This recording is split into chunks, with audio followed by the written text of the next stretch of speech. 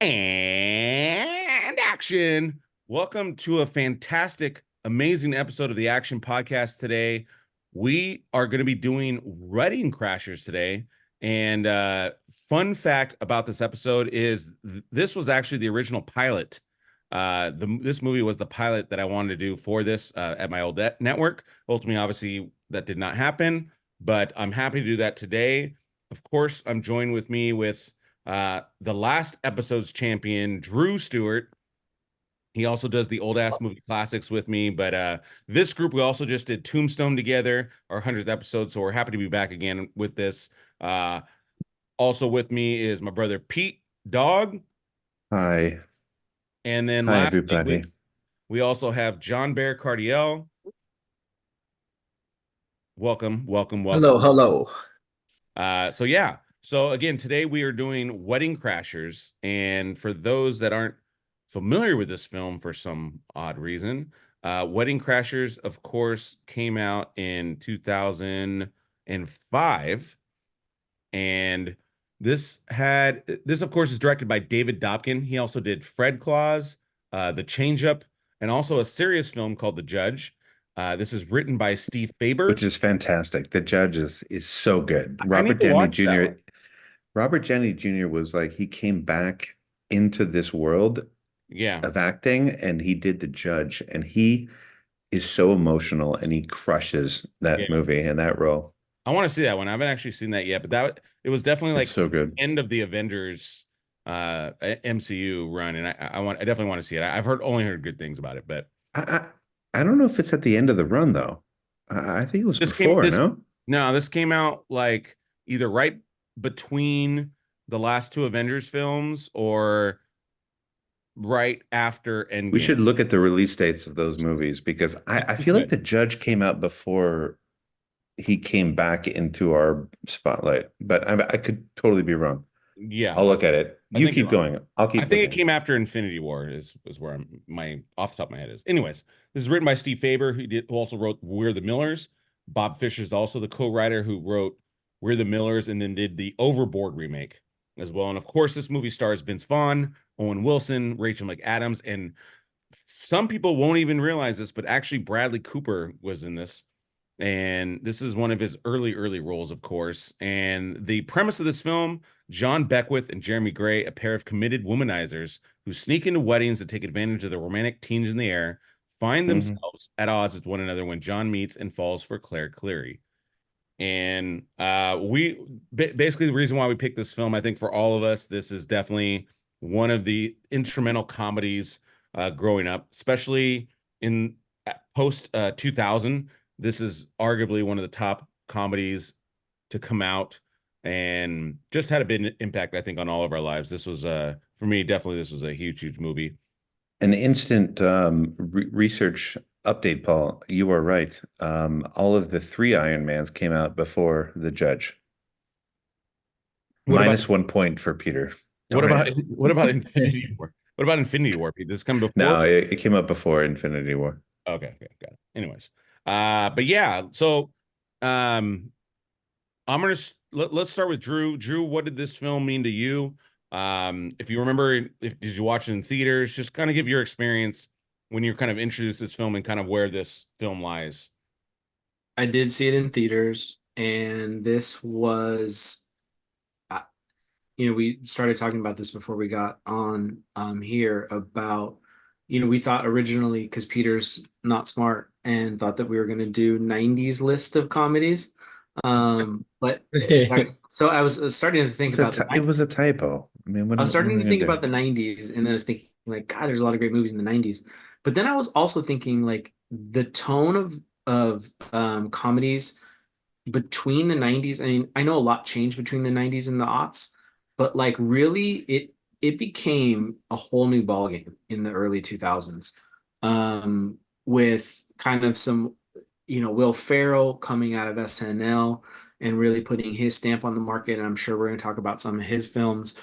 Vince Vaughn, who kind of got a start in the 90s, and just some of these bigger risks takers and these filmmakers. And so for me, Wedding Crashers is in the mix as one of the best of them. It's a little bit more crass. It takes a little bit more risks, but it is laugh out loud funny, and it may be one of the greatest starts to a movie ever. Like the first 30 minutes of this movie is Yeah. nonstop. Like it literally scene to scene, line to line, laugh out loud funny. It never lets up. It does for me start to not dull. I still enjoy it, but it definitely around the midway point takes a turn. Like I could watch the first half of this movie over and over again forever and maybe not see the second half. Like I don't need to finish it. You'd Though bite it's your tongue. no, I think it's a good movie from start to finish, but the first half is as close to a perfect comedy as you can make. And Yeah. then it gets, and then they go take a turn to a little bit more emotional. Um, I love it. It's a great movie. Can't wait to talk about it. I don't want to, give away our thing, which All is of your, not to talk about it. yeah, But all of like your, Vince Vaughn, we'll talk about it. But good Lord, good and so Lord. many characters. The cast in this is amazing. Yeah. Uh, yeah. I mean, this this movie is super pivotal, and obviously I'm gonna jump into Pete's point here, but I think especially because we're so in this episode we're also going to do our top five Vince Vaughn films. We're also going to do a top five 2000 comedies, and I think that's one of the hardest Mhm. categories we've maybe ever done. I think, I think in the 80s, I think you had the a nice run of some of our favorite comedies like ever made. And then I think the 2000s have this second run of some of the best comedies in our lifetime. 2010s, it kind of drops off again. The 90s, I think, also weren't as strong, but the 2000s, I mean, I can probably make a strong argument, pound for pound, Yes. that it's maybe the best decade of comedies of all time. Now you might get some film people that'll be like, oh, Charlie Chaplin or blah blah blah, but I mean, even just creating our 2000 comedies list, like the ones that I had to knock off, and then it's just like, oh my goodness, this movie, oh my goodness, this movie. I mean, these are the films that we watch over and over again, and you're also, it's important to put this in context. This is also the heyday now where everybody has cable, everybody has like now On demand. YouTube will come into play also. And so you're at the most marketable phase of all these comedies. And that's what just adds to the virality of all these hits. And now these clips are also super famous. But this is just, And again, we're in the heyday now. We're about to enter the heyday of, I believe, comedies, because I think we haven't quite gotten the PC area and PC era. And I That's think it. people are really still going for it. And even this movie, this is an R-rated comedy, and that used to be taboo, right? Like it was, coming to America for sure, Meatballs, but a lot of comedies were PG-13, like Ferris Bueller's Day Off or and some of the other ones. But this is really just, the market is also saying no, let's don't filter it, let's go all out. And I think that, again, that's what adds to this movie. But Pete, hopefully I didn't step on your toes here. I had to say what I had to say. Get over it. Pete, what do you got? Ha, yeah, I mean, word for word, you just said everything I was going to say. everything. I So I literally don't stole really your have any. script. Yeah, you sent me your script earlier. I just literally read it. Yeah, I don't have anything to add to this Way to movie. go, Paul. Yeah, I mean, it's true that the comedies of the 2000s, there's something really special about them. Um, However, with this movie specifically, what this movie does is, even with the, like Drew was talking about, the intro sequence, it's genius. Um, and then when you take that intro sequence, which is it's a significant portion of film time, right? Screen time, it blends perfectly into where we're going to be as an audience for the remainder of the film, which is, with the Clearys and that whole world. And you're going to be involved in all of that. And then when you start getting into every scene with these cast of characters, I Yeah. mean, each one is better and better. Um, Walken crushes. Um, Bradley Cooper crushes. Will Yeah. Ferrell at the end, which was just such a Yeah. curveball. It was such a curveball at the Yeah. end, like to have Will Ferrell walk out and he comes in and Usually comedies die by that time too, right? Like I think that's also the brilliance of this film is this movie, like right when you are like, okay, where is this gonna go? And then He you just brings it back. yeah, and then it's just again brings it back off the wall. But yeah.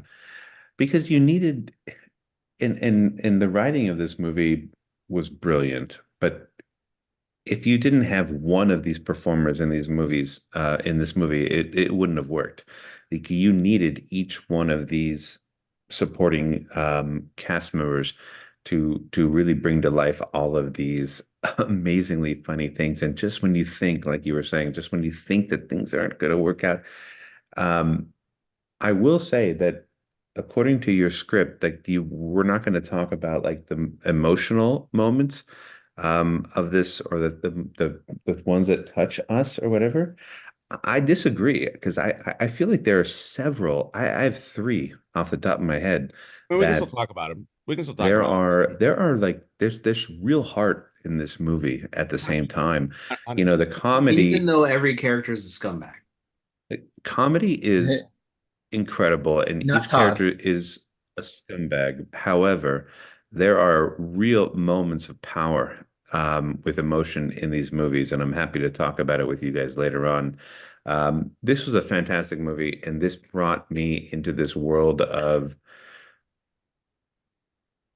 you know, you get into comedies now, it just doesn't really gel, and it doesn't hit you because they're trying to hit a specific class of people, or they're trying yeah, to they're hit playing a too safe. specific race of people. They're being very safe. And Yeah, this was the era of just bringing in, and we don't even, and that's what stand-up comedy is all about. Like there's no rules. And this movie was no rules and it crushed. This is one of the best movies ever, yeah, comedy wise. yeah, I agree. Um, there you go. Yeah, Wedding John, Crashers. I think everyone said everything. No, you know what's cool, and Point everyone John. kind of touched base on this already. Well done. It's pre-cancel culture yeah, era. Like this enters like was it 2004, 2005, I think you said. yeah, It's we hadn't even thought to be fully PC yet as a society or audience, and we were getting away with just about everything in our comedy, but it was quick-witted banter and smart comedy. Most of what we saw in the 2000s was relatable. Like most friends, girls, guys, whoever you are, all walks of life, yeah, you could relate to the comedy, and it was about just you being social and you with your group and how you would just shit talk and how you could be yourselves in society and still mesh and still give charm. So this movie hits it there, but I just really enjoy the fact that you can get away with everything. yeah, Uh, no one was still getting hurt back then. Obviously, this is a perfect cast in my opinion, yeah. from everyone. So that makes it really, really good. Pete, I think I saw this movie with you. Like I remember going. This is our eras of going out, just hanging out and being bored in our mid-20s and just going to see movies 2-3 times a week. So I remember us just being. I don't remember my I mid-20s. don't remember seeing a Pete. You don't remember this is like Krikorian era. Sorry, audience. Like that's where we grew up in Monroe, being one of the theaters out there. This is us just being bored in our mid-20s with a little bit of money and just seeing 2 or 3 movies a week because we love movies. Dude, I totally remember that. So I remember seeing The Hangover with you, John. I don't yeah, remember if I saw this in movie theaters or not. To be 100%. it's also cool with me because like when I met Lauren, my wife, 2 years later, like 2007, like I remember these style of movies like we related to immediately. So like we would watch all these comedies to go to bed and just hang out as we got to know each other. So this movie just definitely rings a good warmth little bell in my heart, for Yeah, just kicking it with the friends in the 20s and of course meeting my wife to be. yeah. It's For a sure. great escape, but at the same time, it's an incredible story, great Yes. performances, great. I mean, it's great everything. So Yeah. you're right, John. I think also what adds to this movie and why this movie elevates above also this 2000 comedies era is I agree with everybody. Yes, the non-PC aspect of it, but also this so take us back 2005, post 9/11, right? Which is when this world needs comedy more than ever. And then we just had the internet bubble burst 2004. So then again, this is where people need comedy more and more and more. But people had money and then have lost money now, right? And we hadn't really seen that in our lifetime. Obviously, people in the '80s might have seen that, but this is a different era, and I think we were searching for that laughter and searching for like this humor, and obviously people have this humor, but again, sometimes we're afraid to kind of just let it all flow out. I mean, that's obviously some of the great things about comedy, but this movie comes kind of at this perfect era of when we as an audience are going to allow you to throw it all together. And I think going back to the audience of who, like John mentioned, this is a date movie that you can go with a girl and just really laugh a lot. But then this is also one you can easily go with a group of guys with. Probably not so much a group of girls. I doubted that happened as much, but definitely a group of guys can definitely go out and you're all laughing afterwards, and then you're talking about this movie afterwards, and you might even see it again. I mean, I have the box office numbers, obviously, but and we'll get into that. But this movie just did so much on so many different levels. And like Pete said, this movie does have heart. This movie has soul. Like Rachel McAdams, to me, and why I think this movie is so high on my list, is she was the romantic comedy. Like this is the epitome of what I wanted in a woman. Like her character and the way she still has I class. agree with that. She has so much class, but then she still knows how to be funny, be silly, be like, she really has this multiple range. She's intelligent. I mean, she has so much different range in her. And so for me, like, just the Rachel McAdams character was always just like a pedestal of like, man, this is what I want in a woman. Like, But we've I talked see about it why he was going. before. Yeah, but we've talked about it before with comedies, because it's very tricky to pull off a great comedy like this, and the reason behind it is the strength of the supporting cast. Like even the priest um Oh yeah, is brilliant, and the back and forth between him and Vince Vaughn. I mean, there's so many like little tiny characters that just come in and they just crush for like 2 days of shooting, right? And they just come in and they just nail it. Like I think that we were talking about, what was that movie with, I forget it. It doesn't matter. We were talking about a movie recently where yeah. each character came in and just crushed, and they had like a minute of screen time, and it just added to this adventure that you were going on. So this Without movie even has like, all of it. yeah, without even like going through it, easily there's 15 great characters in this movie. There might even be 20, but there's not one character in this. I'm trying to think off the top of my head, but there's not one character I'm like, this one didn't work. But like even his best friend, like they'll have like a good dynamic between the two. Like they'll Sack man. yeah, they have stupid lines. The He butler, needed to be that douche. Like he just yeah, needed to oh yeah, be. and they nail it. And then even the Nail it. butler, no one interrupts my stories, man. You know, like every character is Oh, fucking she looking legit funny. fine, man. Yeah, every character is legit funny in this one, and I think that's, again, this is just, again, a brilliant comedy. Yeah. So, good job, everybody. Obviously, great start. So for background, I got to give to John Bear. Uh, this is, I think, legit, What? dude. Will Ferrell is, yeah. I mean, Chaz is one of the greatest characters of all time, and like, this is what helped define, again, a lot of these comedies. It's John's like already got a point. you Crazy. have, I'll take my pity points. Yeah, yeah. that's not a pity point. I mean, Will Ferrell is, I mean, he's pure dynamite. Like again, like the movie you think is just like, all right, where's this movie going? It's starting to get a little depressing, and then you add Will Ferrell, and you don't even know it's him, kind of because of the way he's blocked out. But it's just brilliant. So I got to give John Bear the credit on But he that was one. big at I'll that take it. point. Like he was bigger at that point, and like you didn't Enormous. No, expect to I mean, see he Will wasn't. Ferrell walk in for 2 minutes. Well, he had only really done old school at that point, and I mean, I think maybe Zoolander, but he wasn't. He's not. Anchorman. No, did Anchorman just came out? Anchorman. Yeah. Okay. So Anchorman was huge, but yeah. Well, in But SNL alone, he was huge. Sure, but this is his prime, yes. So, but yeah, Absolutely is prime. that's the brilliance of that role, I believe. So, absolutely love it.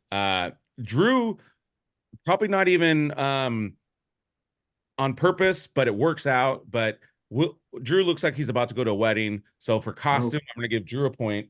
Yeah. Ridiculous.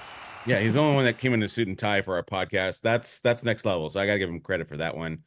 And then I'm going to give Pete the point for explanation. So I know obviously it's not a fan favorite necessarily to give a point to everybody, but everybody did crush it on one certain level. But yeah, good job. As our intro segment gets longer, like my problem with the explanation is Pete will just talk for 45 minutes about the entire 100%. movie. 100%. And like I I'm didn't- trying I to didn't save talk some that of it. long. I'm trying to What are save you some of the talking about? content for the categories. I didn't talk But too long. like we now talk about like the entire movie in the opening segment. I love it. I love it. You know what, Drew? I'm gonna give you a point just for calling out Pete Dog. What? Yeah, this is. Under false pretenses? I didn't I love talk. it. I love it. I talked for like literally 3 minutes. Drew's checking like a sheriff over there. I love it. I'm gonna give Drew a point for that one. So You get a point for saying nothing true. Okay. Drew 2, Pete 1, John Bear 1. And by the way, we didn't land on the moon. Yeah. Give me a point. All right. Next, so budget and box office this movie, we talked about it. So this movie had a $25 million budget and grossed 56, which really is not that great, to be honest. So I don't know if the same rubric applies to it back then, but for now, that to me, this movie broke even. It's crazy that they were able to make this for 25 million with that cast. Well, yeah.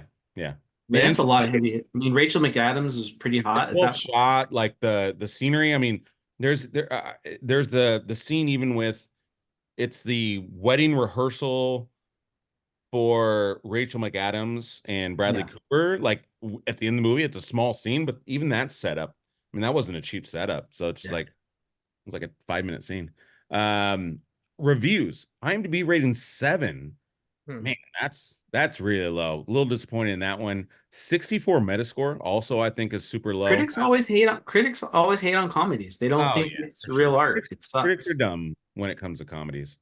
91. The best one was 91. Entertainment Weekly.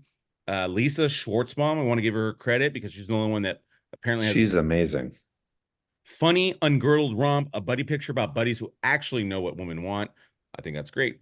88 Rolling Stone, Peter Travers. Sometimes a movie just clicks. Movie comedy just clicks. Welcome to one of those times. Good job, Peter Travers. Travers from Tularosa? Yeah, nice, Pete. You know, Pete, I'm gonna give you a point for that one. I'm gonna give you you quote Young Guns 2 in a Wedding Crashers podcast. You're getting a point. I'm feeling generous today, guys. I'm feeling generous.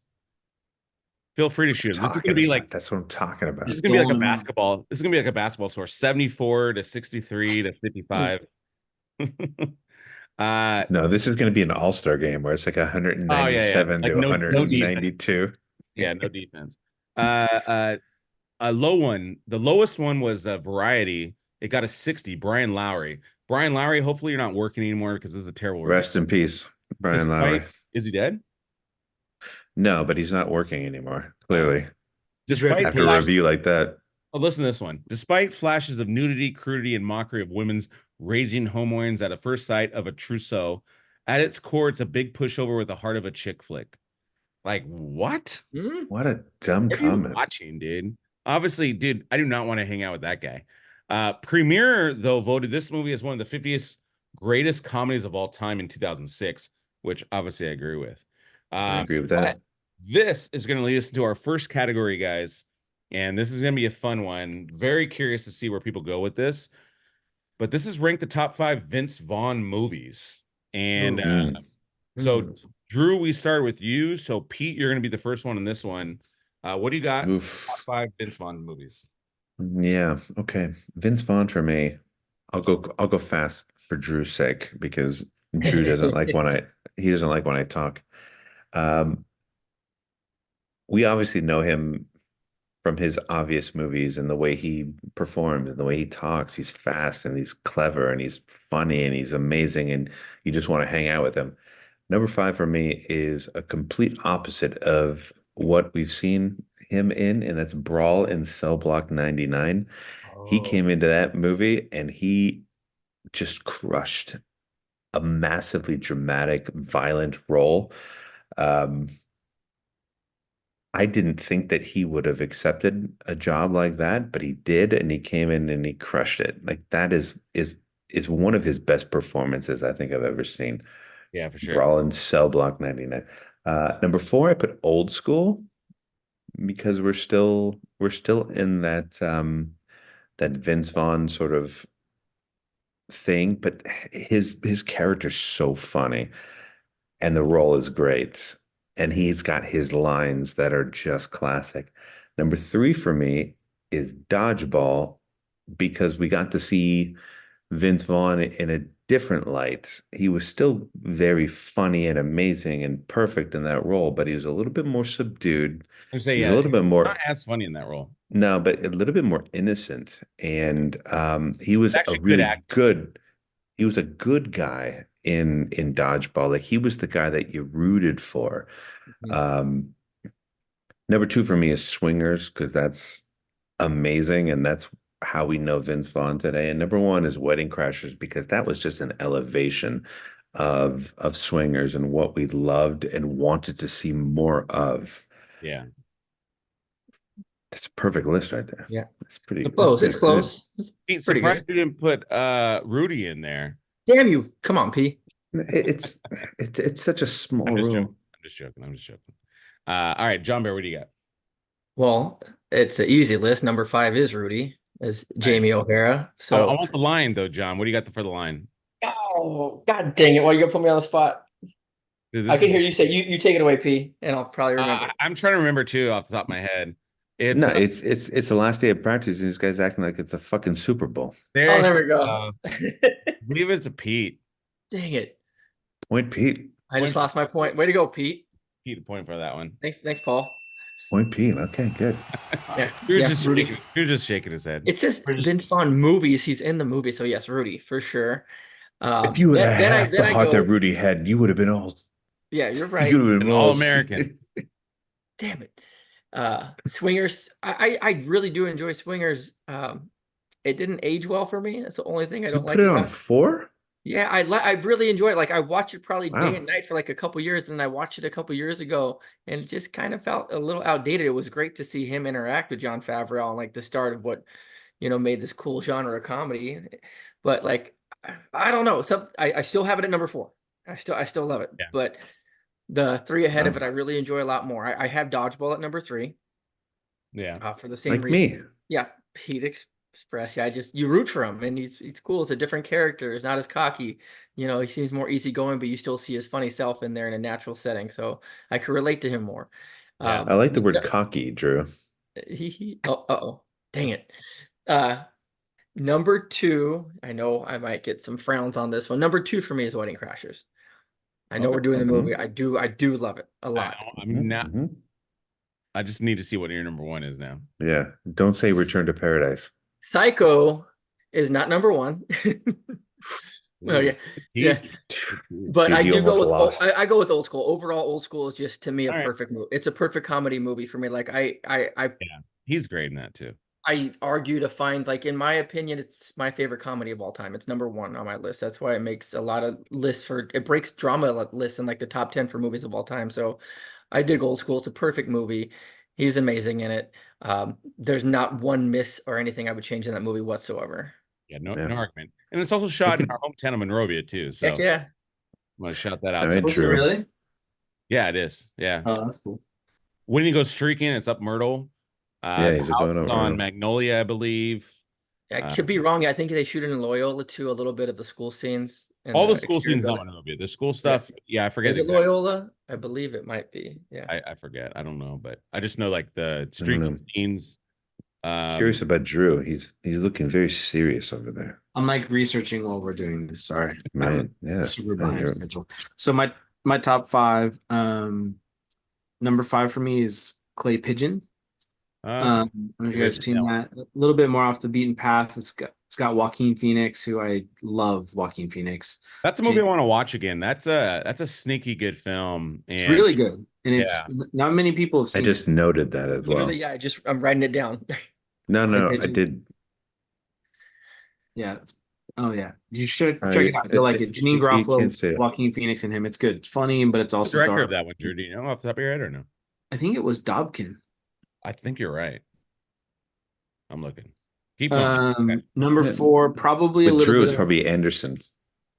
probably an unpopular pick, because I'm going to substitute this for another one that I think is probably on all of your guys' lists. Him and Favreau's second shot at trying to make a funny movie, which is Made. Wow. Which is it's You know, I've never actually seen Made. it's Yeah. uncomfortable at points. I mean, Yeah. Swingers is too, but it's very funny, and those two together. Is it good? Yeah, it's good. I really like those two together. So And, Made for me. and quick update: David Dobkin did direct that. Good call on that, Drew.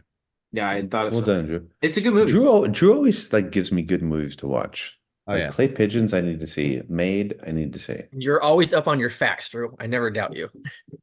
Well, I thank you, but I do make mistakes sometimes. I had an embarrassing one on Paul and my other one. Anyway, Drew, stop that. You don't make mistakes. No, he doesn't.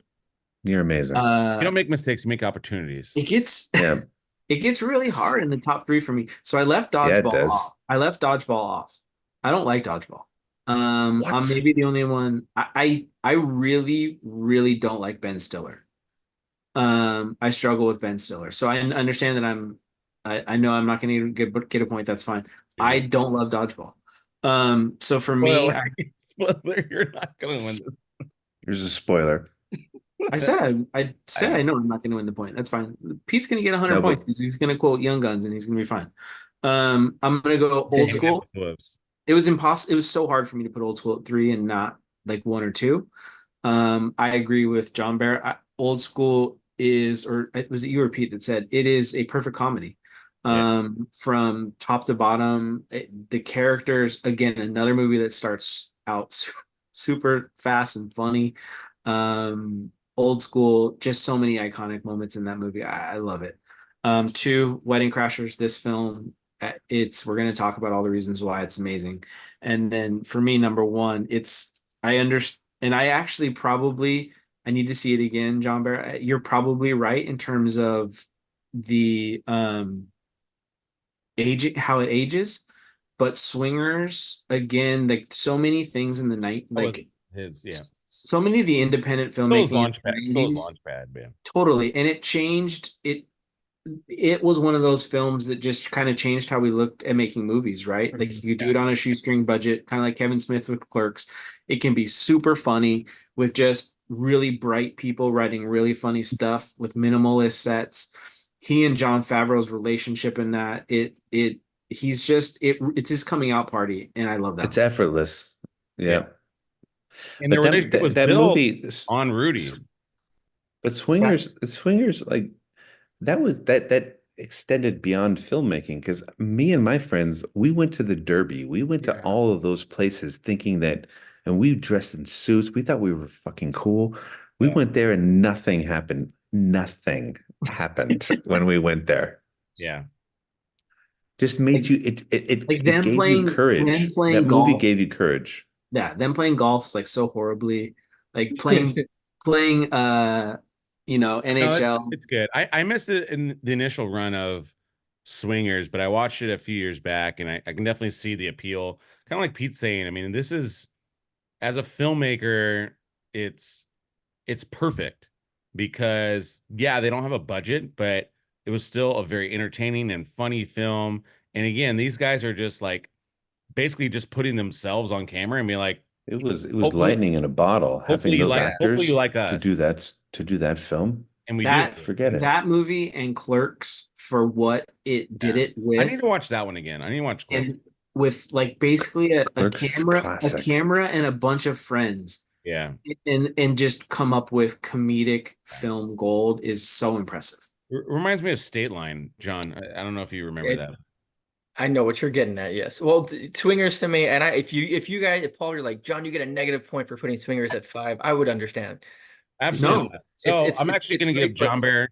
I'm gonna give John It's- the point, even I'll though take it. I'll take it. Like What?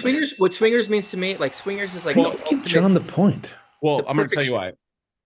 It's a perfect student film, and I'm not saying that as a bad thing. I'm saying that as like the best compliment No, ever. It's like Yeah, it's I like you agree. said, it was low budget, it's friends, but everything is perfect about it. It's a feature film that works and it's amazing and we love it. So I think that was a wrong way to put it, but Here's it's my a perfect list. independent film. When they're playing NHL, like the Oh, hockey, yeah.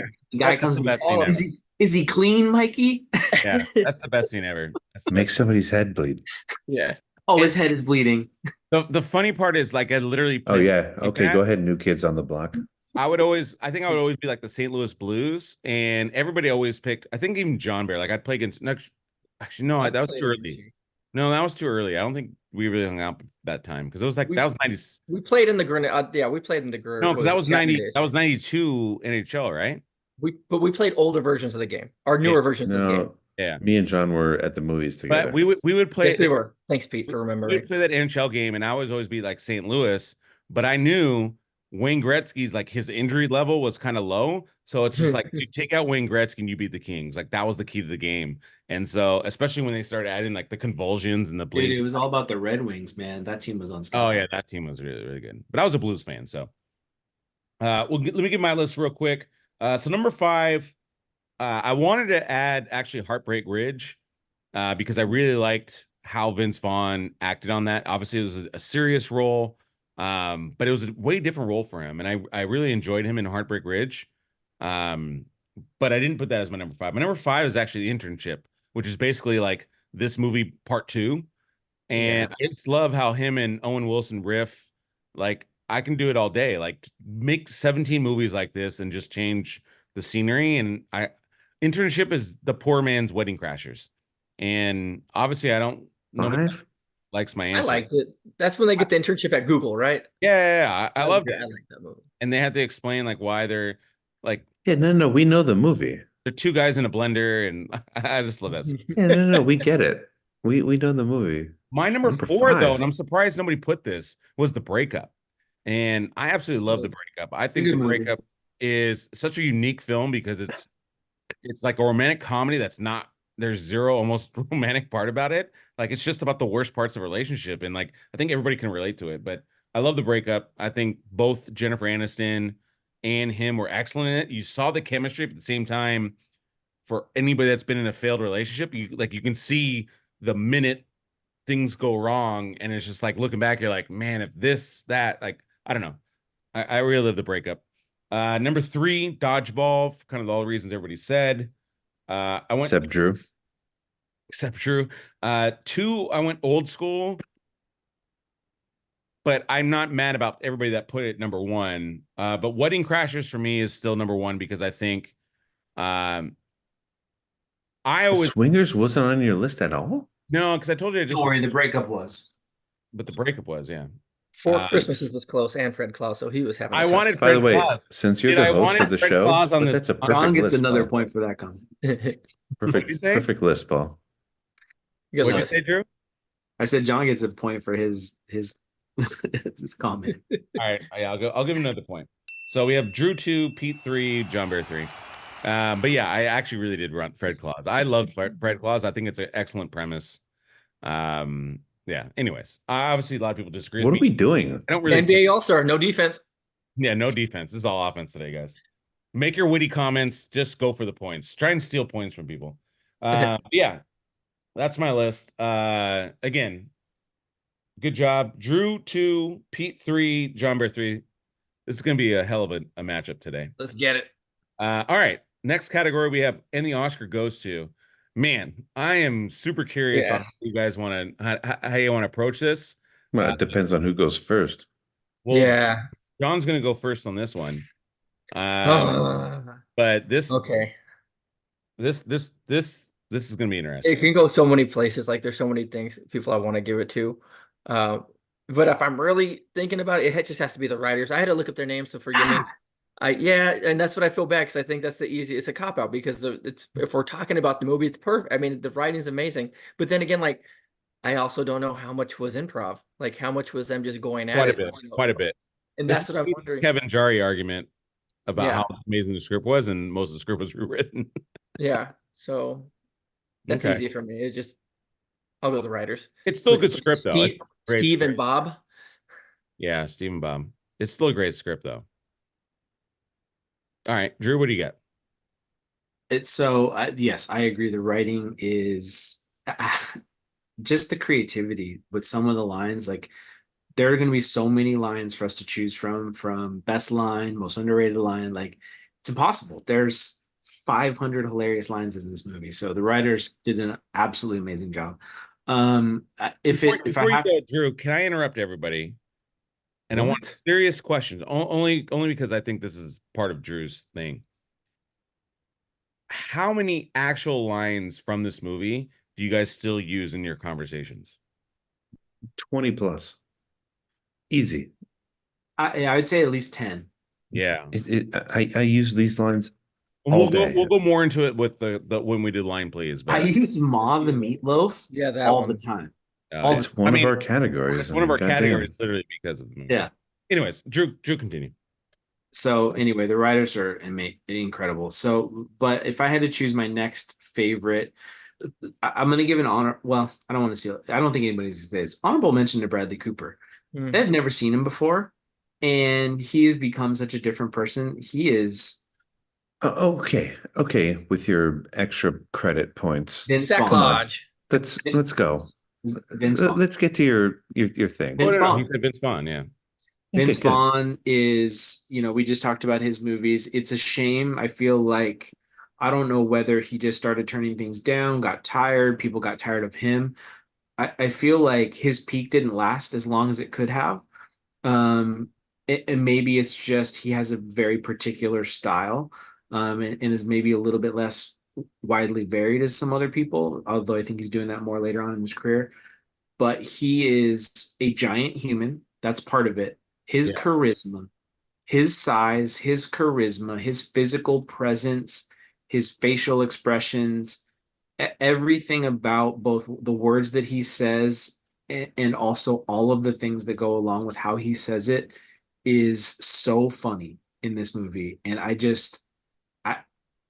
all of So all of good. my favorite moments involve him when he's upset, when he's happy, when he's in love. Like he's incredible, and he shows the range of it in here, and he makes me laugh from the moment the movie starts to the moment it ends. I think I'm crazy too. I don't know, I'm into it, but I think I'm crazy too. I don't Yeah, he's awesome. Pete, what do you got? Jeremy.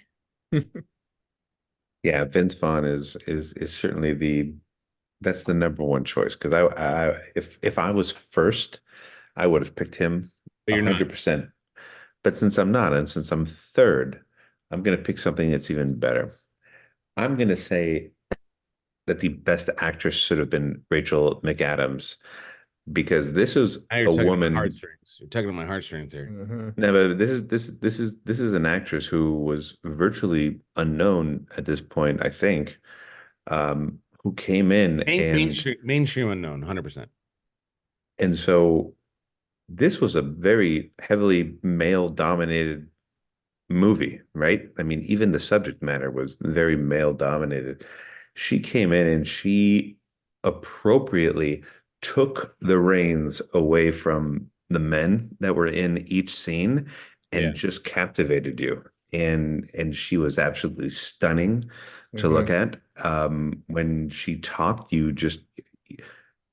you related to it and you're like, my God, you are really perfect. And I can see why Owen Wilson is so infatuated with you and why he would leave that old life and want to just kind of settle down.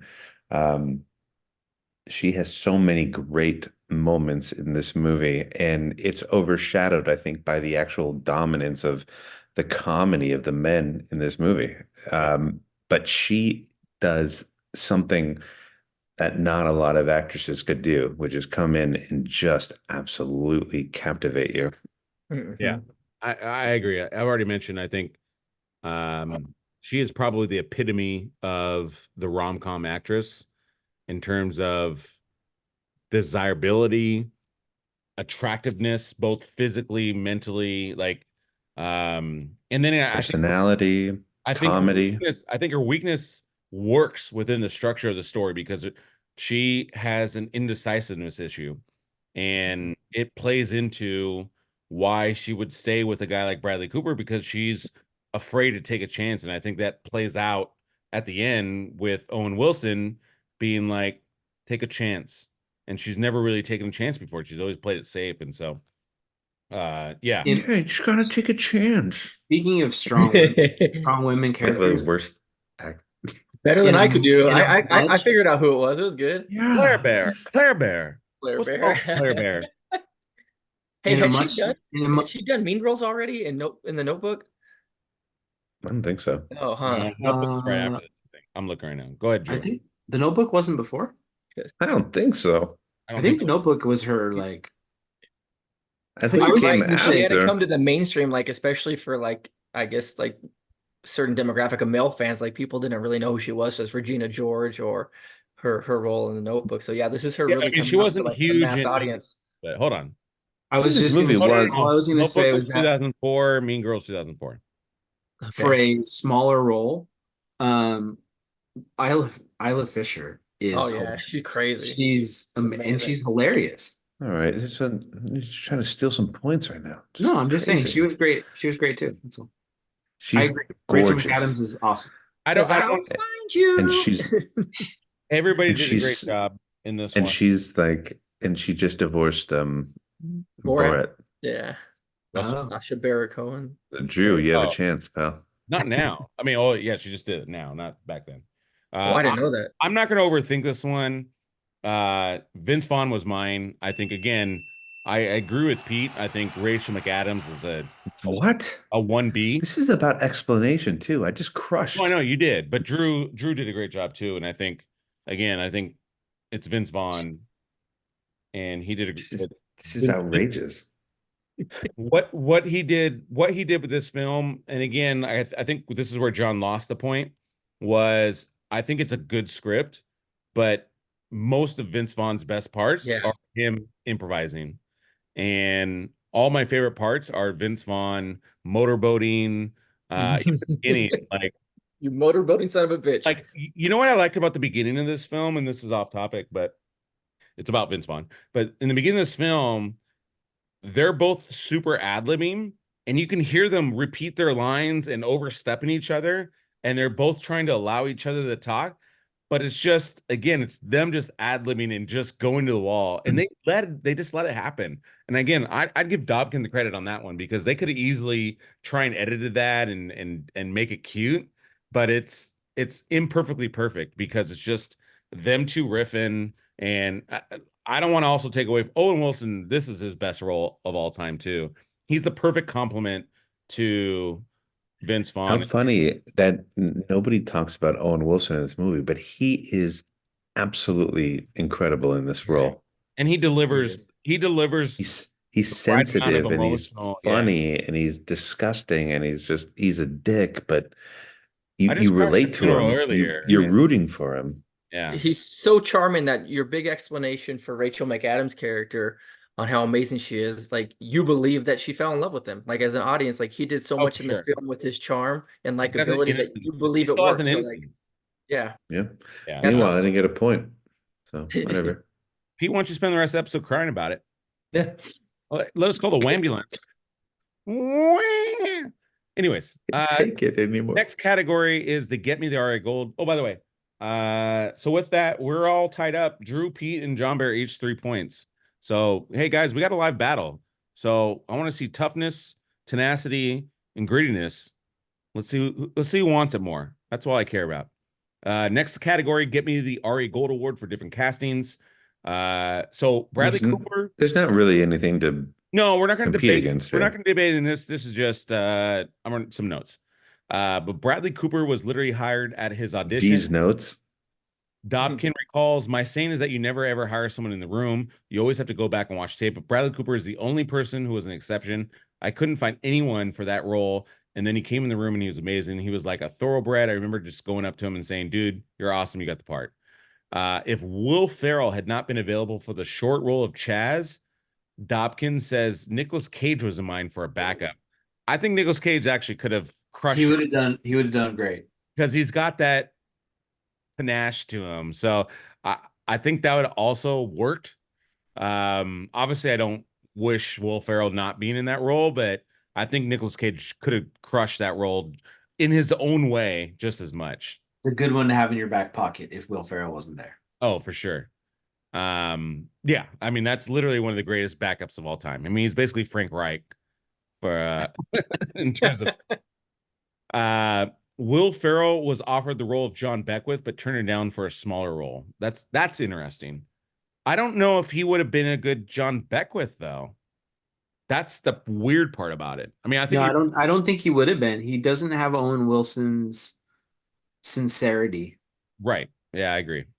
Not yet, at least. I think he eventually grabs that. He But does. You're right. Like Stranger Than Fiction. Like later on, he moves Yeah. into that, but I don't think he had it yet. and that I don't think the audience wanted him to be that yet. Like I think we love him for his outrageousness. Again, like It was perfect. It was perfect that he turned it down because we got Owen Wilson in the role of a lifetime and him in an amazing small role.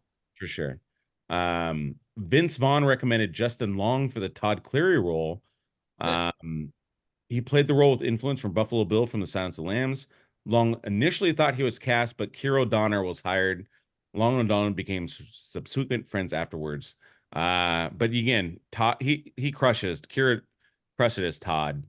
I don't know. I'd be curious to see the audition, but Keir had that look and that again like outrageousness to the role that I think was necessary. I Whereas use his line all the time.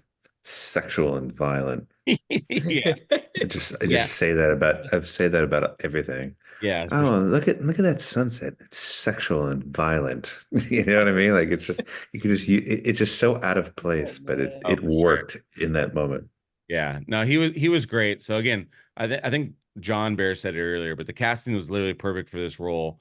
And it's like, and again, Justin Long's a big name, right? And he's a good actor, but yeah, man, I wouldn't change anybody for anybody. So that's why obviously we're not going to get points for this category. But all right, next category is It's Not Your Fault. Oh no, we're cutting that one for this one. No, No, why? Peter wants to do it. He's gonna cry if You you want to do There's it? amazing. Can you guys, Just, everyone else do it or no? Sure. Sounds if you like want they to get do the it, point. if you don't want to do it, I can just say what I think we feel, should- and then we yeah. can move on. I could default and let them battle it out because I didn't pick a line. I can just let me just say what Yeah, I you just just really tell us. love. You just tell Just us. say And it. then- I and then put we in the move script. on. We're not giving points for it. Just Pete to tell you what it's not your fault. Sam. Okay. The most powerful scene is the Claire Bear moment. When they're shopping for flowers for the wedding, and Christopher Walken clearly sees that his daughter is she's a wreck. Yeah. And he's like, and it's almost like the Indiana, in Last Ah. Crusade, where it kind of pulls you out of that kind of like haze that you're in. Yeah. I know. And I don't think if you guys I know. have ever done this, and if you guys don't want to admit it, that's fine. I've had this happen where somebody has said, "Hi, Peter, how are you?" And I was going through really bad times, Wow. and you just break down like it Yeah. without even like thinking. Yeah. And she played that moment perfectly. Yeah. And when he's like, Claire Bear, she's like, "What?" Mhm. And she's like right on the edge. And then she's like, "What's wrong?" And she just breaks down. That is like one of the most touching things I've Yeah. ever seen an actress do or an actor do, male or female. Right. She plays it. What she plays does it in that perfect. moment She's so was vulnerable in that absolutely moment. incredible. I That do that is with John the sometimes best when I- moment. When I want to have a serious conversation with John, I'm just like, John Bear, Ooh. how are you though? No, John Bear though. Jeff. How are you? Take a seat. Take a seat. Let's talk. No. It's so good. I It's a agree. beautiful good. That is a moment, good- and that it's is a good really moment. well done. Pete, it sucks. And You it's would've shot given me a perfectly. point. That was an excellent explanation. I don't and need a point. Well, I don't need yeah, a point. I'm just gonna go cry. we Give him the point. we put it. No. I'm gonna drive to Drew and hug him. I just love how you incorporated Indiana. Yes. Thank you. Anytime you can do a Sean Connery quote, I'm all for Let it. it go. Drew, did you have one that you want to talk about or not really? Not really. Okay, that's Okay. all right. Awesome. Let's move Yeah. to Ma the Meatloaf. Literally, this category was created because of this This movie. is mod the meat. But scene, obviously, let's throw out Ma the Meatloaf scene because I feel like that's the category. Let's throw out that scene. But besides the Ma the Meatloaf scene, what's the scene that makes you laugh or feel good? Let's just go funniest scene, obviously, and this movie is a comedy. So besides the Ma the Meatloaf scene, guys, what do you get? Tough. Well, who's I first? think it's Drew should be first on this one. What? All right. So there are Well, it's a rotation. Peter's mad at the rotation. Yeah, Pete's mad at everything. What? Yeah, like What? Pete's mad like the NBA draft. There's so many to choose from. It's really hard to narrow it down. So I was kind of like going back and forth, like what sticks out most in my mind? Like what do I remember the most?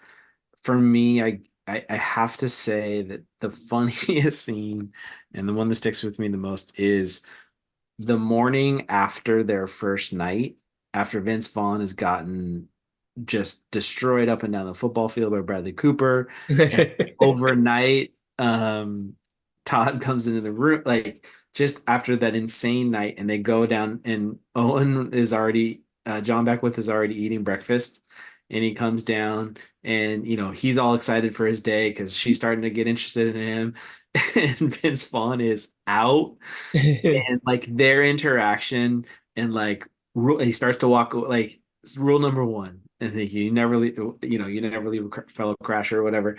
Comes back, he gets the plate. He's like piling up the most disgusting plate you've ever seen. All right, Kimosabi, and he's like pouring the syrup on and going through all the stuff. And so he like recommits to it. And this plate is ridiculous. Like it's ridiculous. And then when he walks away, he like smacks his butt. He's like, I'm taking this down the road. And then one of the way it ends at the very end, it's like it's comedic throughout to me in watching their interplay and how much he's just not going to abandon his buddy. But then the very last part is actually one of those sort of emotional moments too. Very heartfelt, yeah. For sure. And Owen's like, I love you. And he's like, he's got a mouth. I love you too. But it's so genuine. Like he's so grateful that he's not going to leave him high and dry and like help him finish out. And Vince Vaughn knows that he has to. He's his friend. He's his, and so I love you too. I love that scene. Yeah, it's a great scene. Pete, what do you got? I'm gonna go obvious on this one. Edit that one, huh? The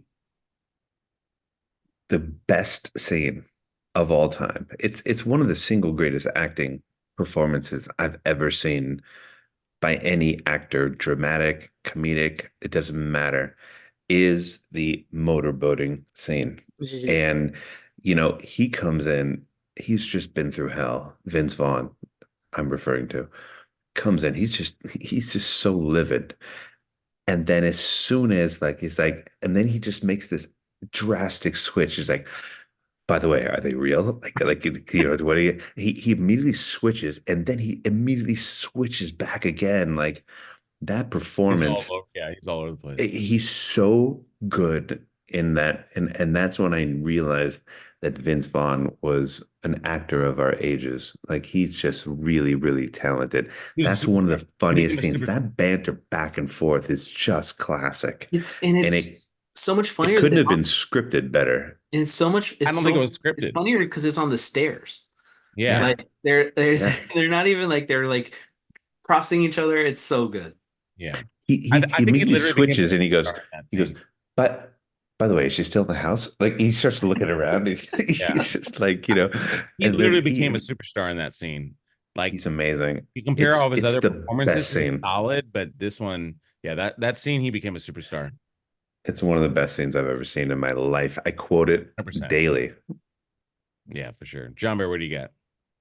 Oh, I think it's the morning after the first night they sleep over at the house, and Jeremy and John are talking, and it's just a quick line. It's not even a scene. It's just like, I didn't get a lot of sleep last night. I think Drew kind of mentioned it, but he returns a quote like, well, what soft mattress? Like, yeah, it could have been the soft mattress or the midnight rape or the nude gay art show that took place in my room. One of those probably adds to the lack of sleep, but Yeah, it's yeah. just how that just sets up everything. So I thought a cool scene like that. It's just Vince Vaughn just being Vince Vaughn You're and s- repeating back.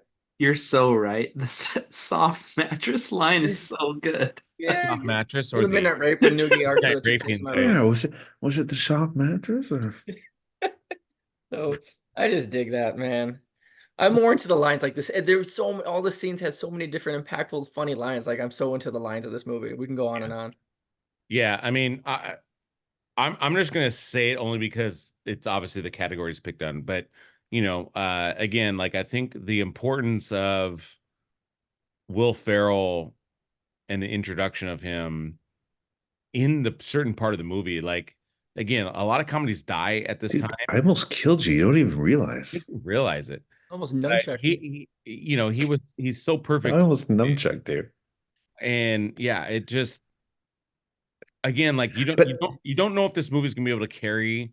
Again, a lot of movies die at this point, and then you get introduced to Will Ferrell, who is again now the prime Will Ferrell that we get.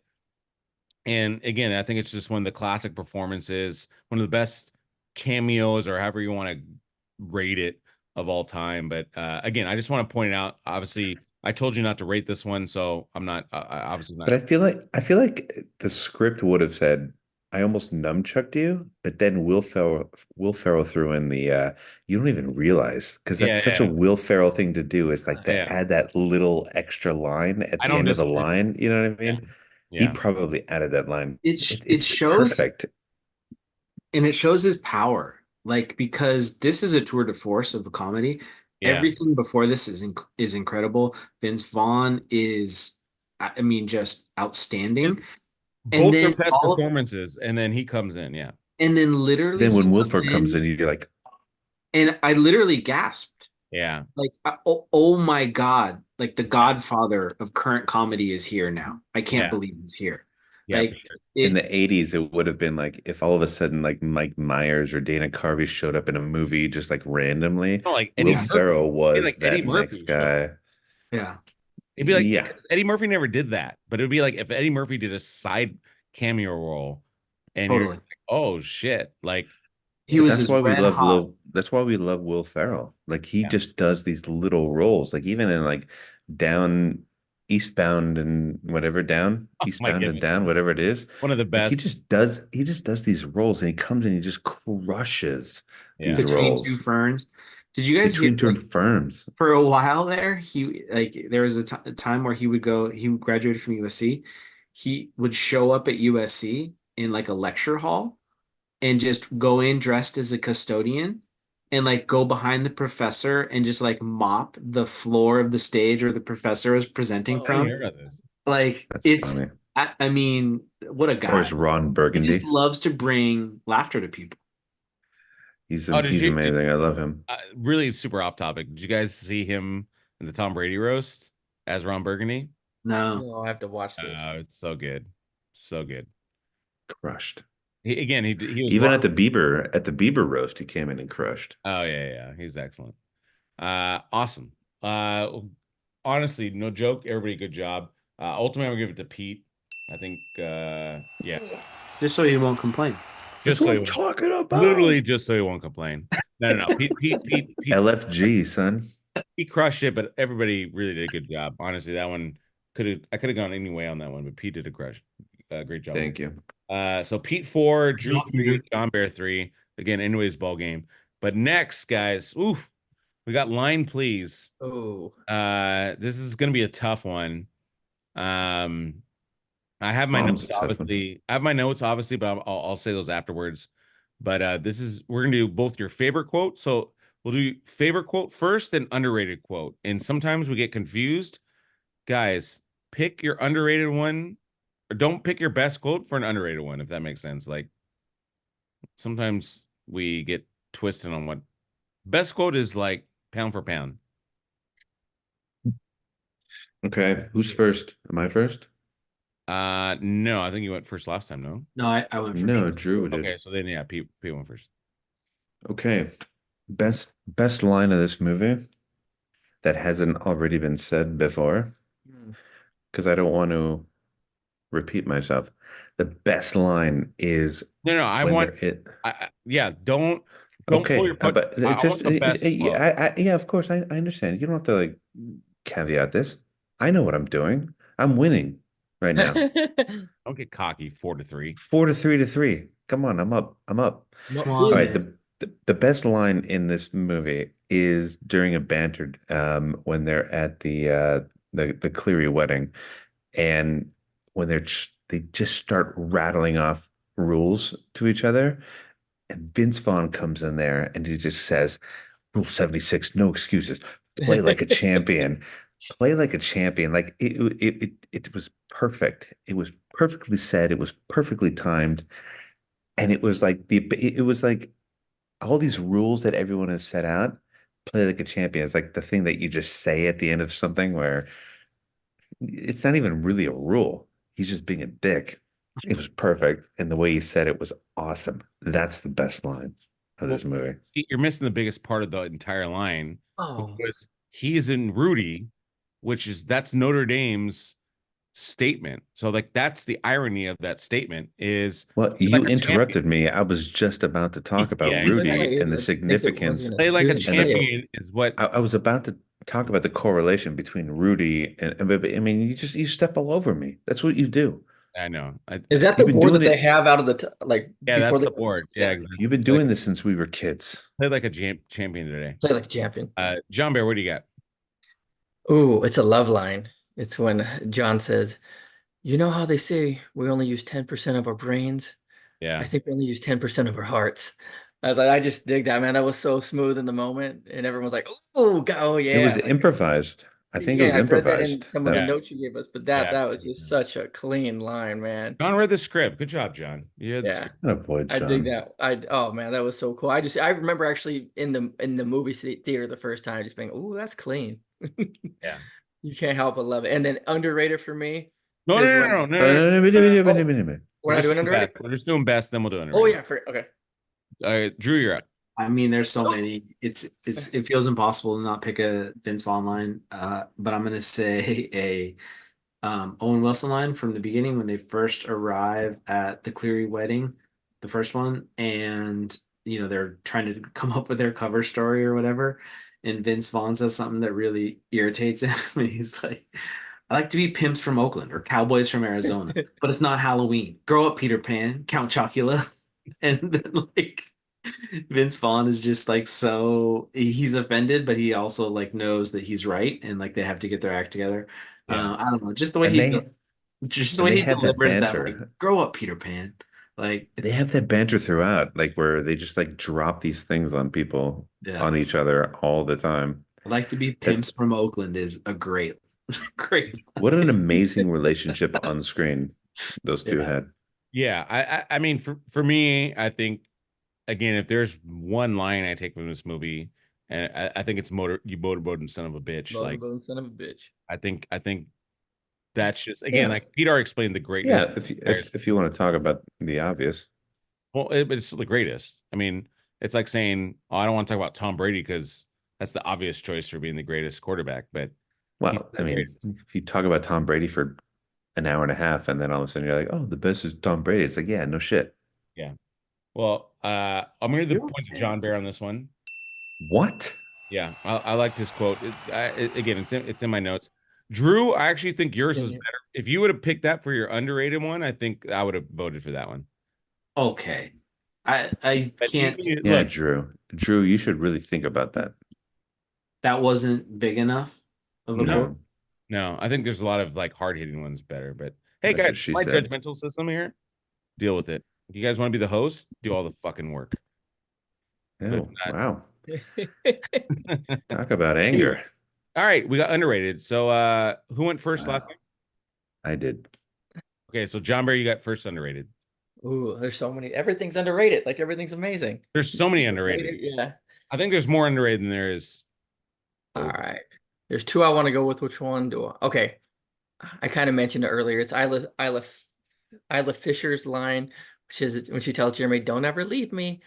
Good, because I'd find you. It's just her little break because she acts it so well. Like you see the She's so nuttiness. good. Find You see within like a moment's of a line, like a split second, you see the break in her that gives you everything you need to know about her character in the movie. And you And see that instantly, psycho in her. yeah, it's literally a split second character just blip, and then you're like, oh fuck, you can't fuck with her. Like he's stuck. She's frightening Yeah. and sexy and Oh god, frightening yeah, she all at does. the same time. Like she Uh-huh. crushed that role. Like he literally becomes scared and even furthermore infatuated with her in that moment. So Yeah, it's such that's a a great. powerful line for an actor to pull that off. Oh, she was awesome in that moment. Yeah, for sure. Drew, what do you got? Mine is I hopefully it will be appreciably underrated for you, sir. Because I feel like it's very underrated. It's Christopher Walken when Todd they're at the wedding and Todd is Todd. painting over on the pier, and he's like, Todd, that's good. Tell that mean ocean. Like just like his relationship, like I just zero respect for his kid, who's like not that crazy. He's maybe gay, but like not like they Not a treat him. maybe. It's not a Not maybe, sorry, Drew. I know, but like, but I'm saying is if we There's want not to a lot of consider gray that area in in that You one. want to play tummy sticks or what does he say? Yeah, what I'm tummy saying sticks. is like Tummy sticks is a great line. it. I say that only in the sense like as though there was something wrong with that, like that. Drew, you should have Like said tummy sticks. You went tummy sticks, you might have won. Dude, you might have won with tummy sticks. Tummy sticks is so good. Oh no, my god. that mean ocean. It just is hilarious to see how much they're like he's a terrible artist, but he's actually a really good artist. Like they have zero respect for him Yeah, whatsoever. I mean, It's just he's like sexual and violent. He's Oh, yes, amazing. he is. All right, Pete, I'm curious what you get. Oh, my underrated is it's not even a line, although it's something that I do on the daily. Oh yeah. Will Ferrell's reaction to this is it's classic. Like he didn't have to do that in that moment. It is amazing. And how happy he is and how satisfied he is with his accomplishments. You know, Like Pete, I'm he's gonna so proud. give you a point for going thinking outside the box on that one. I agree. It's a very pivotal moment. And I do it every day. Like whenever somebody Yeah, says same here. something cool about me, I'm like, Yeah, I immediately go into yeah. my Will Ferrell dance from this thing. I'm still gonna give John a point though too because I love that line too. And he John, we're neck and neck. Let's and go. John, and John also said tummy sticks, which I think that might have won it. If someone went tummy sticks, I think I would. If we went tummy I, sticks, I wouldn't have even had that in my head.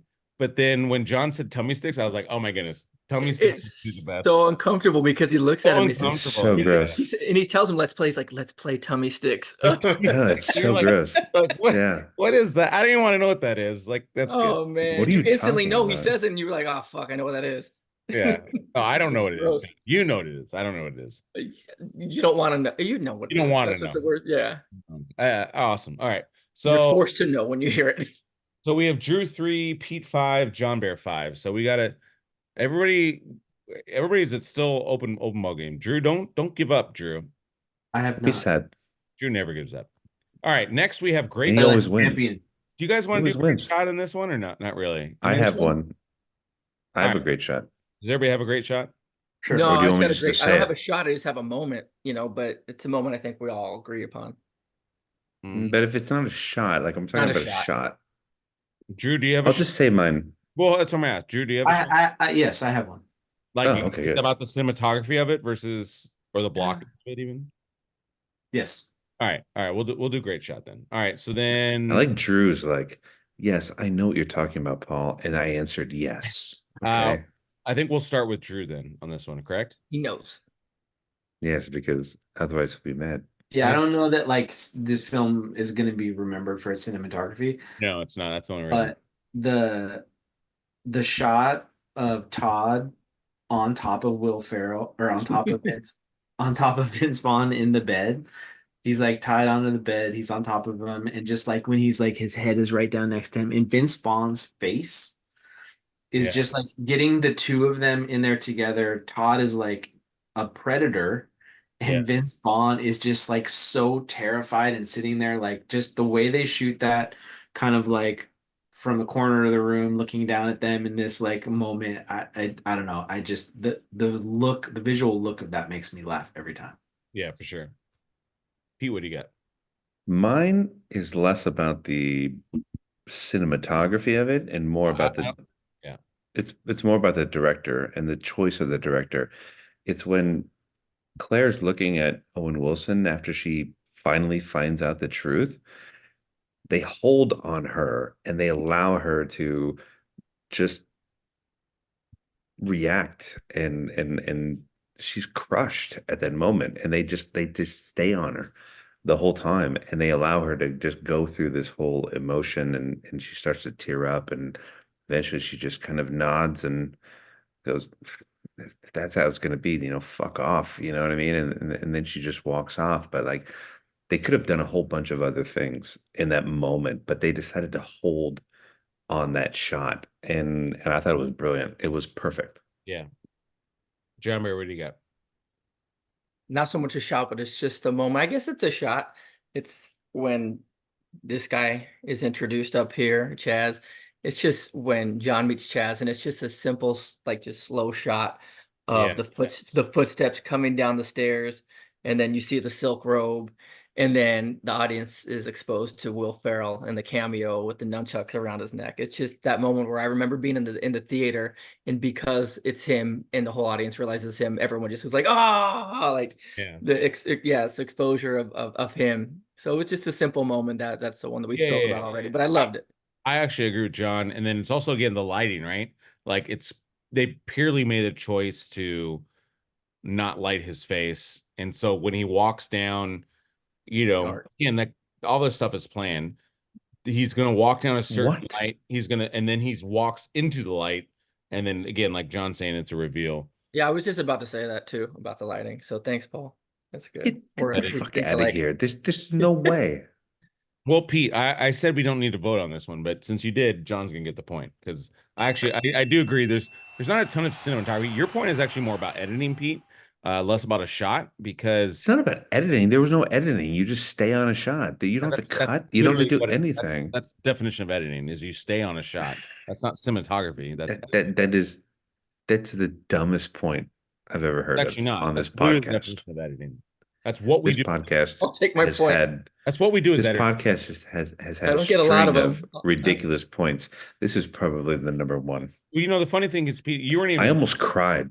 Drew was actually going to get the point, and then John stole it. So you were in third. What? I Because was your in point was third? about editing. Your point's about editing, not even a shot. It has nothing to do with cinematography. Your point. Get Although it had to do Talk with it a up, shot, Pete. and it had to Talk do it with up. it had to do with what to do with a shot. That's editing. That's literally what editing is. It's the definition No, of that's editing. not. It's not. It's It's not. not. That's not. Oh, all right. We're not even gonna get into this. This is gonna be Pulp Fiction. No, All please. No. That'll be an interesting 20 gonna be, minutes. I understand your Okay. very closed-minded point of view on No. this Let's this move on. thing that I just talked We're about. moving on. Okay, guys, this is gonna be interesting. I'm This would be curious if interesting. anybody has a point. Director's chair. I mean, does it obviously what would you change about the film? I mean, I personally don't have anything, but I'd be curious if anybody actually has anything poignant to say. He So does. no, but I started with Pete last time, no? So it'd be John, you'd be up. Me. I got the last one. Yeah. I could say, well, I'll just go then. It's No, you're up nada. first. You're up I first. literally wrote nada, nothing. Yeah. There may be some things that I just oversee, but just I can't think of anything that I'd want to change to. No, I literally answered nothing. Yeah, Drew, anything for you? I would just say it's salvaged as it goes on with the arrival of Will Ferrell. But like I said before, it's such a perfect first sort of like 45 minutes Yeah. that following that, for me, it just takes a significant lull. But I don't necessarily, and this is why I'm not a Hollywood director, I don't necessarily have a fix Stop it. in mind for it, but I would just say like it takes a little while between sort of like leaving the house on the shore and the arrival of Will Ferrell, where it's just kind of melodramatic and a little bit That's kind of, yeah. It's kind of a story, but yeah, I'm with you. Yeah. All right, Pete, what do you got? I'm curious to hear you. Um, Wait, I'm going to preface this just to make it fun. So Pete, so they both basically said 0. So right now, so either you're about to should I say, just keep my mouth shut I and don't get a think I said point, 0. or should I open my mouth and not get a point? yeah, you basically said you wouldn't change anything, but so I'm basically I'm by the way, I also agree with this. So I would change something. my premise here is John and Pete, or I'm sorry, Drew and Pete are basically don't change. There's nothing really significant I would No, change. Drew and John. I just said that, yeah. You Drew, said Drew and no, Pete. whatever. Drew and John are 0, wouldn't change a thing basically, or there's nothing significant they would change. That's where they're at. Or you're saying you would change something. So this is gonna be an all or nothing. So either Pete gets the point or Drew and John's gonna get the point. So Ooh. Pete, what do you got? Convince me. Okay. All right. The only thing that I And would you change, you're and gonna get 2 points for this, by the way, if you win. okay, Ooh. I've alluded to this throughout this episode. I think the only thing that lacked in this movie, slightly, and I'm talking ever so slightly, is that I thought that there could have been a little bit more of a balance, a little bit more depth on like the Rachel McAdams character and more of the feminine side of this movie versus this massively like male dominated, like, sorry Drew, boner driven sort of approach to life. Rachel McAdams' character is just so pristine, and I don't mean that like she's innocent. I just mean like she just comes in and she just does such an amazing role. I wanted to know more about her. I wanted to learn more about her. I wanted to see just a little bit more. Um, and I think they could have spared an additional 5 minutes of screen time to give me just a little bit more of Rachel McAdams and her backstory and her life and just something. I wanted more of a glimpse into the Rachel McAdams world. Yeah, I Eh. mean, yeah, that's definitely nitpicking because again, she's not the main. Well, okay, but it was a Her art. question. It's a part of our podcast, and Sure, I agree. And I again, answered the question. Give me sure, 2 points. sure. But if I'm grading papers here, I think you got C+ maybe. I just don't think you provided enough strong C enough evidence plus? to support Seriously? I don't think you supported your thesis strong enough. Again, Okay. I think again when you're also talking about the structure of the story, she is the supporting character, and if she was the main character, then I would 100% agree with you. But it's She's not. the main female character of this This is movie. Owen. She's the driving force behind the main character of the film. But this is Owen Wilson's story. So Yes, and she is the reason why he's going on this journey that we're going on with him. correct, 100%. But Oh, just correct 100%, but I don't agree with you. well, I don't think you can add more because I think again, I think at the end of the day it's still a comedy, and you're Yeah, gonna. okay, but a couple more minutes of screen time, you think is going to be a big deal? I think her screen time was perfect on this one. I don't Okay, think nitpicking, yes. But I mean, if you're going to try to think of something to add to this movie to kind of give it no, something you could have else, said nothing. I'm gonna all go right, with Drew and John this one. I don't it wasn't that's ridiculous. But go on, that's fine. ridiculous. That's the dumbest thing I ever heard. We don't need to nitpick it. Oh. I I don't Next like the episode, point, but we shouldn't even watch the movie. It's Just have you do I don't think that's you the need to film it. stupidest thing ever. Paul, thank you for the point, but it's hard to argue because like Peter's all he's asking is for That's so more Rachel stupid. McAdams, and like, yeah, that'd be freaking awesome to have more Rachel McAdams. But I'll take the point. Thank you. Yeah, I mean, I don't know. I don't know if that would make the movie Yeah. feel better though. Like we're still at the end of the day still talking about a comedy. I don't know. 2 minutes more, 5 minutes, but 2 minutes more. Maybe I don't know. Maybe, but I should I have don't said 2 minutes instead of 5 minutes. I get it. It's fine. Let's move on. maybe. All right. This is gonna lead What us a, to what a that's so I think stupid. the top thing here, which is top 5 2000 comedies. Let the arguments begin. All right.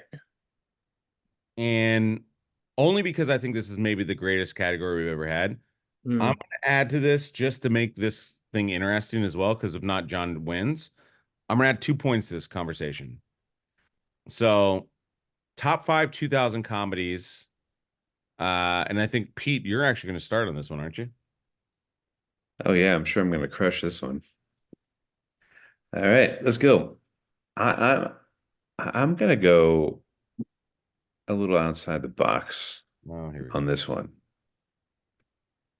And I'm going to go with movies that had real impact in the comedy world in the 2000s. I like this. Go for it. Hell yeah.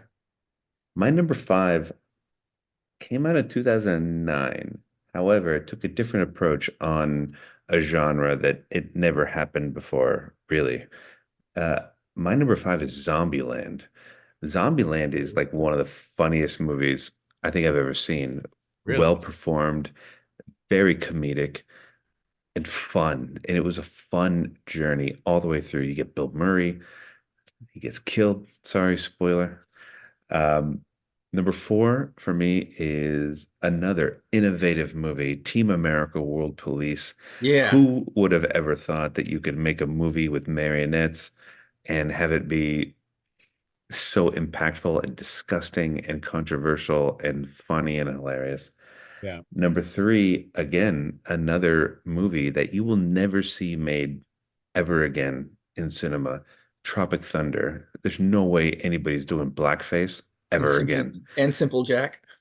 And Simple Jack. And they even made a movie out of one of those fake trailers that they did. Eli Roth did the Thanksgiving slasher movie, no? Wasn't No, that in? that was from Grindhouse, I think. Oh, that's right. That was from Grindhouse. Either way, it's a Booty great Sweat. number 3. It still is. Yeah, I'm with you. But Tropic Thunder is great. Number 2 was Wedding Crashers for every reason that we've talked about today.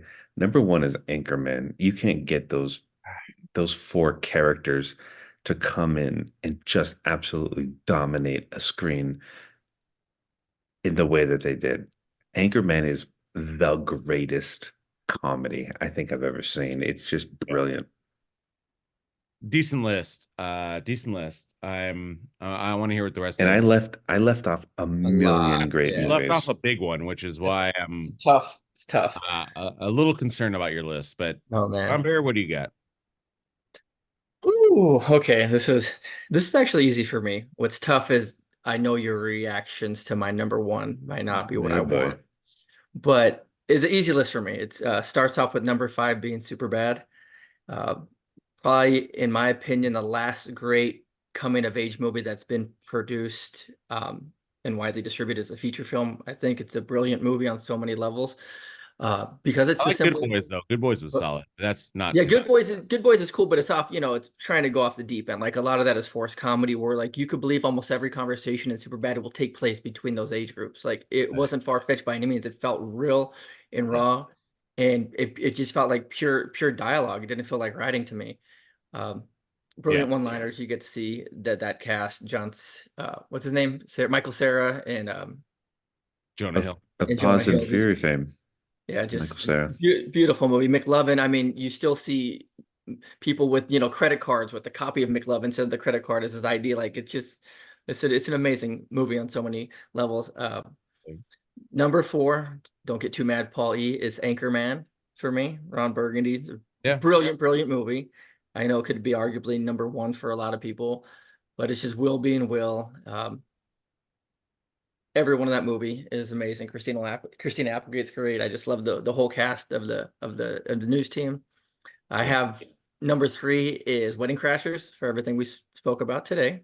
Yeah. This gets tough for me going to number 2, but because number 2 is pretty much one of my top movies of all time, and it's old school. Mentioned earlier for all the reasons why we love old school. But going to my number 1, and a lot of people argue it's not a comedy, but to me it is. It is dramatic. It's just a great movie. I laughed throughout the whole movie and, kind of got misty-eyed at times, but I think Almost Famous is damn near a perfect movie. Like of all, yeah. I know Almost Famous to me, it's still, I know it's not the comedy that we think of, but if you put it in a genre, it's going to be argued to be a dramedy or comedy. Oh, it's 2000. Okay. Yeah, it's like right then, like Almost Famous was just a brilliant masterpiece No, of no, the music there love. there are very funny moments in it for sure. Yeah, I call it a But a comedy. comedy, I don't know if I'd I call it know. a comedy. You're John, number you had a one? great But I list. see, here's the You had thing. a Maybe great it's not list. over the top comedy, but Joy, like, there's not too many people that I've ever watched that movie with or forced to watch in the first time that doesn't feel joy the whole time. Even in the heavy moments of the film, you still walk away breathing easy and feeling blissful about life and like wanting to accomplish or, go take off after your dream. Like, there's so many great things about that movie.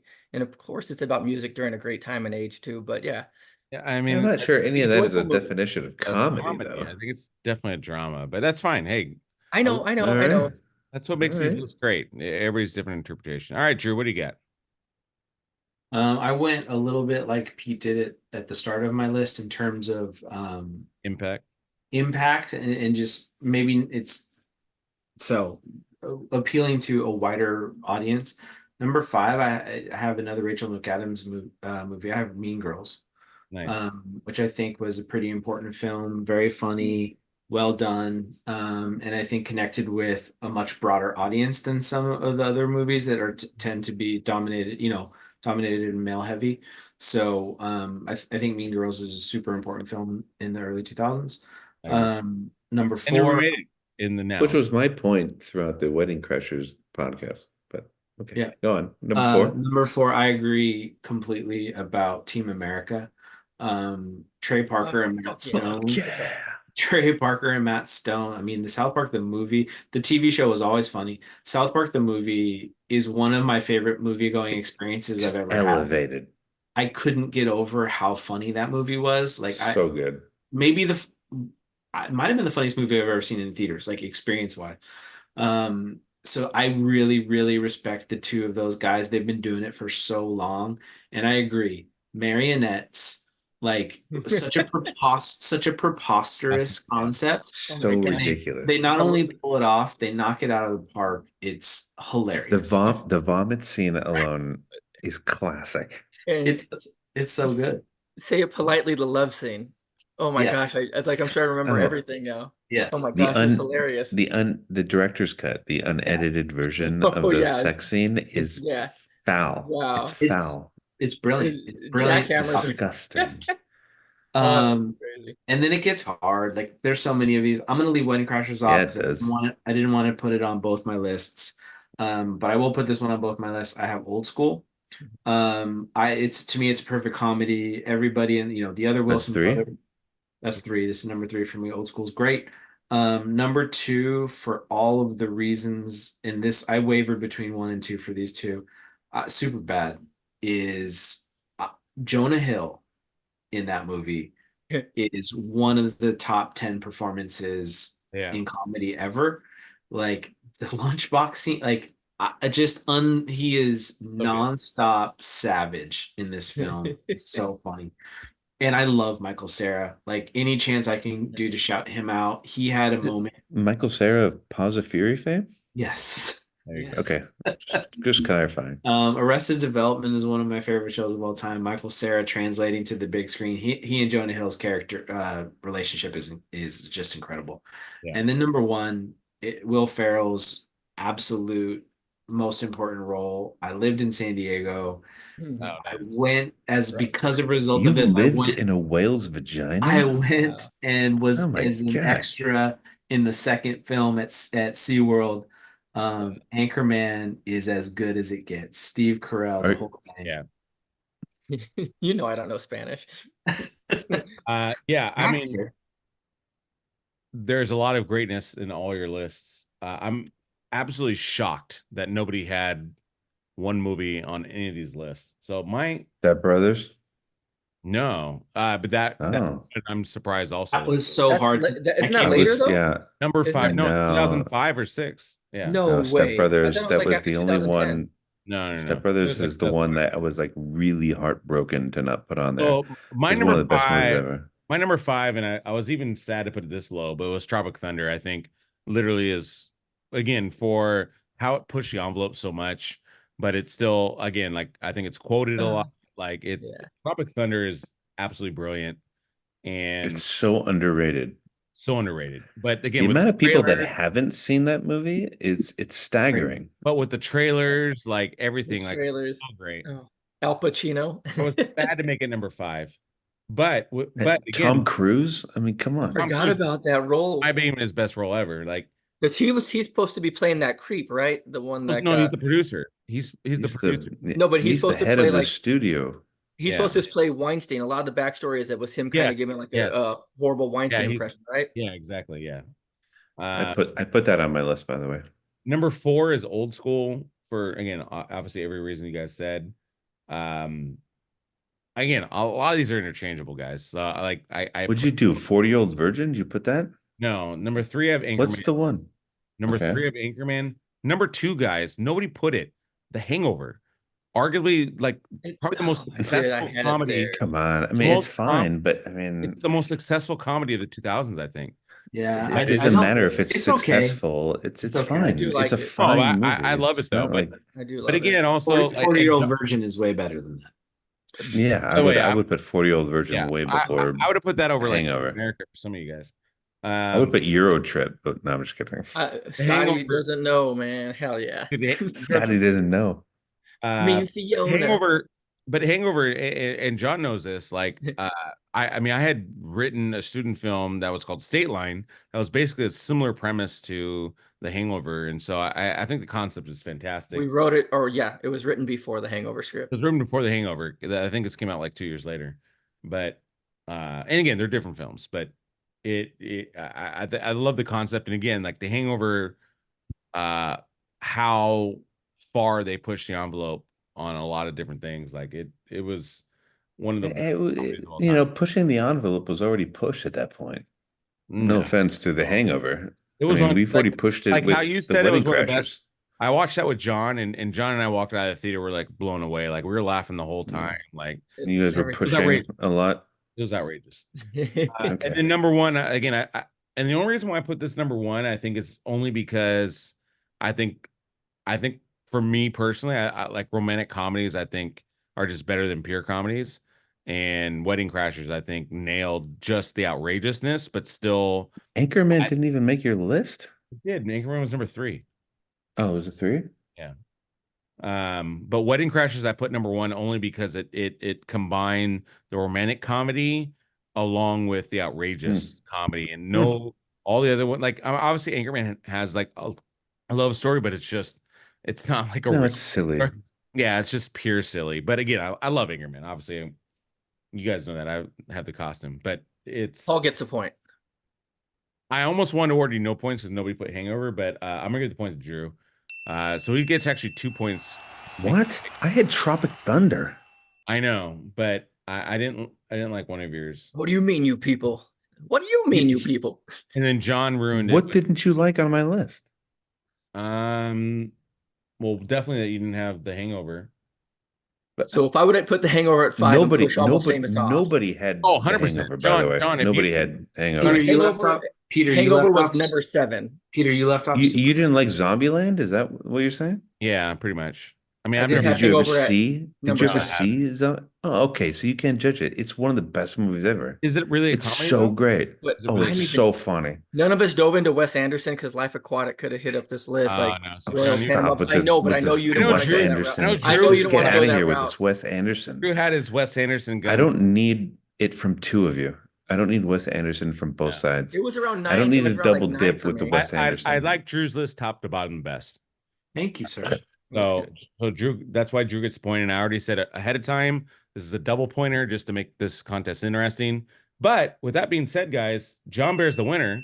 7-6. Drew had 6. P had 5. Oh, Pete. Yes. Yeah. So Pete, congrats on last place. I know that's gonna make you feel good all night. It's so stupid. It's You're so stupid. dumb. Donnie, no. Donnie, yeah. Like, I so dominated this whatever. That's fine. Hey, good job, John Bear. Yay. This was I'm actually happy. John did well. John did well today. Not explaining, just list. So we've already decided on Crimson Tide, obviously, with this group. Oh, okay. But if we want to do something afterwards, so I'll help you. Is I'll there help you- suggestions? Because I know I've been There is. So So blackballed for my suggestions in the there's a new past. Bad Boys coming out. And I don't know Okay. how you guys feel about Bad Boys, but I would like to do a Bad Boys podcast. Only because Really? there's a new one coming out. I like Bad Boys 2 more than Bad Boys 1, but I do like Bad Boys. What are some of the options of big movies that you guys we get to, because I know why not I don't Almost know. Famous? What I about, don't okay, could we do one movie? Could we completely, maybe you've done it already. Can we do The Doors and just go down that rabbit hole eventually? Not yet. Yeah. Not yet. Dang it. Not Okay. yet. No, Yeah. it's okay. Not No, yet. do because wanna be we a part still of that. haven't done like We haven't done The Rock. amazing films. We haven't done like Whiplash. We haven't done like Dead Oh. Poet Society. We haven't like done like these Oh, yeah, incredible Dead- films. That Poet Society. But yeah. Yeah. Good Will Hunting. We still haven't done. I was gonna say Good Will We Hunting. haven't Good Will done Hunting? Good Will Hunting at all. Wow. That's like the best movie ever. Yeah. Even if unless you want to stick with comedy as your We genre haven't done of Dances choice. with Wolves either. Oh, Wolves. John. Whoa. Of course, we haven't done Wolves. Dance with Wolves. John Dunn. Nobody's John done that. Dunbar. When we can table this too. We don't necessarily make a decision right now, but Good Will Hunting would be great. I love Good Will Hunting. That's like I the feel like best my movie IQ is ever. not high enough to be a part of that panel. Like that, like brings out. I think you You need your like smart. movies? Just Or- I do. I do. ask your wife to be a part of it. well, that's not Ooh. just replace them. Just replace Get it out of here. with Lauren. That's unprecedented, Pete. That's we'll replace Get him you. out. No, Get him out of here. I would, Hey, but hey, I wouldn't say that John, to anybody else because John, she's congrats done on winning. I podcasts understand. before. I understand why he says it. Again, we can do it. Yeah. We can do that with her. We at the end of the day, John still has to pick his. I would enjoy picking, because I know after For your Crimson Tide, wife. whatever your three choices, I would pick enjoy 5 picking one movies of the and then three we'll choices. agree to it. Pick 5 movies and we'll agree to it.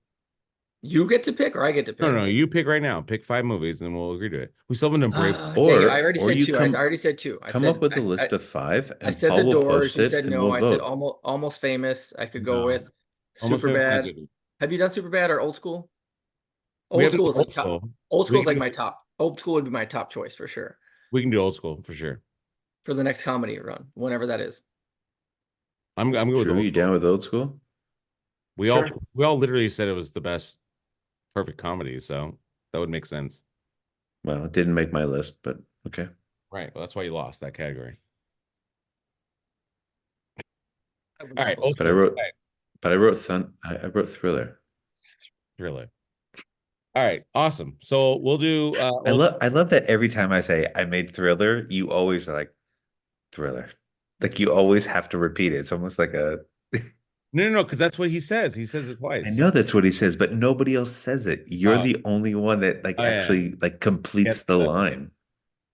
Half Baked, by the way, will eventually be on our list too. But Ooh. Yeah, in season Abracadabra. 75. exactly. All right. Cool. So we agree. We'll do Old School next. I love that selection myself. After Crimson Tide? Correct. Okay. Yeah, after Crimson Tide. Old School next. Congratulations, John, for winning. Yeah. Great job. Thank you, job, John. everybody. Thank you, everybody, for being a part of this. Make sure you check out our other podcasts. We have. Wait, Drew, did you have a tie on? I did. He did. He took it off Oh. When did you do that? because it's late at night. 5 minutes ago. Can I wrap the show? Oh, okay. Can I wrap the show? Giant Pete? son of a- Oh, yeah. So, Yeah. so Drew, what's going on, man? You No, all right? seriously. Yeah. So Drew and I, we also have our other podcast. We did Sons of Katie Elder on our old ass movie classics. Again, you can catch the same group. We did Tombstone. Check that out. Drew, Pete, and I also did our review of Phantom Menace, the good, the bad, and the ugly of that, because the 25th anniversary of that. And make sure you also check that out. And yeah, thank you guys for joining. Please make sure you like, share, and subscribe. And with that, my friends, that is a cut. Thanks, guys.